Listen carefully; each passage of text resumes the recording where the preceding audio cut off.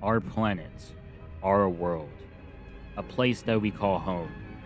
As humanity evolved over the years, we started setting our eyes farther from our scope. We discovered new planets, stars, and galaxies.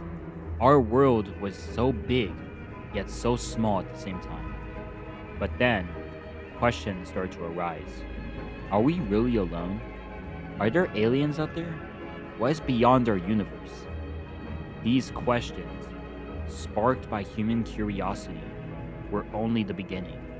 Something else was out there, or many somethings. Beings far beyond what we can perceive, seeing us as mere atoms. And yet, while we are so minuscule compared to these eldritch beings, something about us struck curiosity, something that had to be erased. Math. Which, thank God, bro. Oh my God. I hate math so much. Unless it's calcing, which then I go crazy. But also, hi, my name is Mega, and today this will be quite interesting. So if you haven't read the title, I will be power scaling the Unorthodox Kitten verse. At first, I was going to be focusing on one singular entity, which I will get to later. However, it didn't have many feats, mostly just scaling to others. So I will be scaling the whole verse, just due to the fact that they are intertwined in a way. So before I get into this, be sure to like and subscribe as it really helps me out. I would also appreciate it. With that out of the way, let's see how busted these guys are.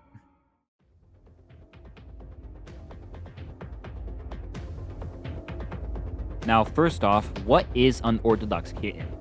Well, basically, it's this analog horror series that focuses on these eldritch entities that exist far beyond our normal scope of reality. We also get to see sort of their perspective when looking at things such as humanity. These beings can do many things, which I'll be listing one after another for this. Our first being, or rather thing, is the taiga. This is basically a never-ending structure that is seemingly alive. The taiga also encompasses our universe, although our universe is literally an atom within an atom. Now, first off, they straight up traverse through time, as they are stated to seem immobile from a spatial perspective, but can navigate through time. And they can straight up traverse absolute time. What is that?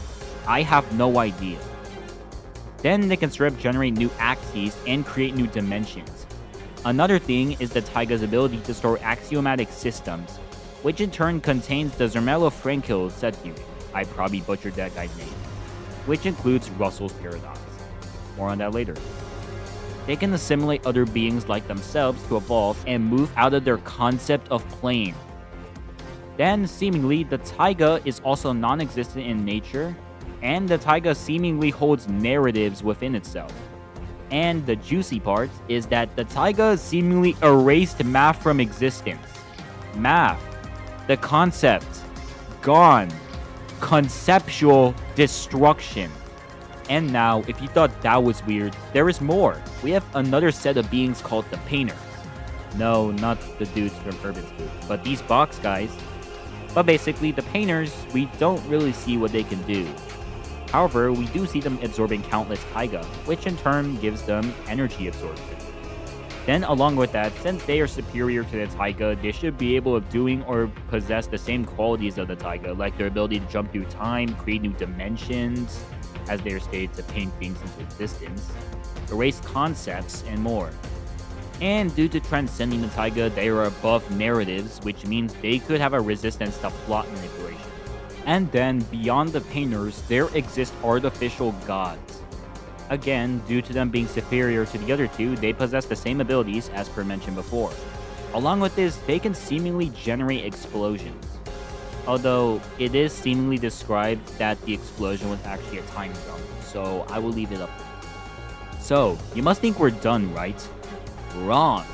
Because all of these beings are actually in yet another grid, or possibly another taiga beyond them, which is watched over by this thing, or the math cat as some call it. But basically, this is it. No, like, literally, it doesn't have a name. It's referred to as it. IT, lowercase I, uppercase T.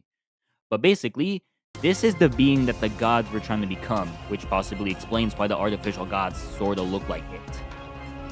while it doesn't really possess any abilities of the sorts, is seemingly able to telekinetically move a painter.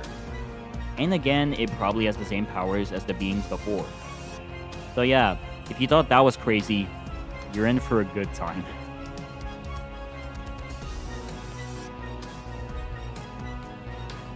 Let's start off with the taiga. Now, firstly, when the concept of math was deleted, galaxies started to disappear one after another. Pretty simple stuff, just multi-galaxy. The taiga is stated to permeate all spatial dimensions, and is stated to be infinite dimensional, or high hyperversal. Then, remember how the taiga was stated to contain axiomatic systems? Well, this includes stuff like the Zermelo-Franco set theory, which raises its power to high outer versal. Now onto the painters, which exist beyond countless taiga, basically transcending infinite outer versal beings. Now, for the life of me, I do not know where this could scale. So to play it safe, let's just say they are still high outer versal to possibly boundless.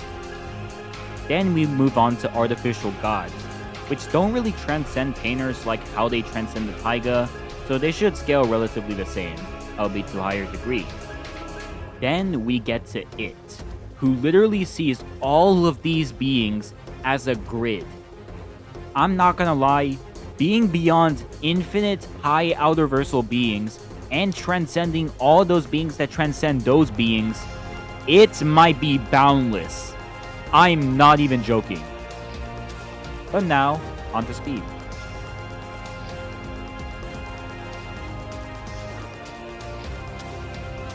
Well, what really is there to say? The taiga can transcend absolute time and are literally far beyond our universe to the point where our universe is an atom within an atom. Then other beings surpass an endless amount of the taiga, which means they can traverse infinite distances, and time is essentially meaningless for them. So their speed is immeasurable. So in conclusion, this verse is busted. So in order, the taiga can reach from high hyperversal to high outer versal. The painters and artificial gods can reach high outer versal to potentially boundless. And finally, it can reach boundless. Their speed, all are immeasurable. Along with this, these dudes have powerful abilities like affecting concepts, time travel, telekinesis, energy absorption, creating dimensions, affecting axes, etc. And along with that, having non-existent physiology and having resistances to plot manipulation. Thank you all for watching. This verse is such a head-scratcher, but they are something else. Anyways, have a nice day. Bye.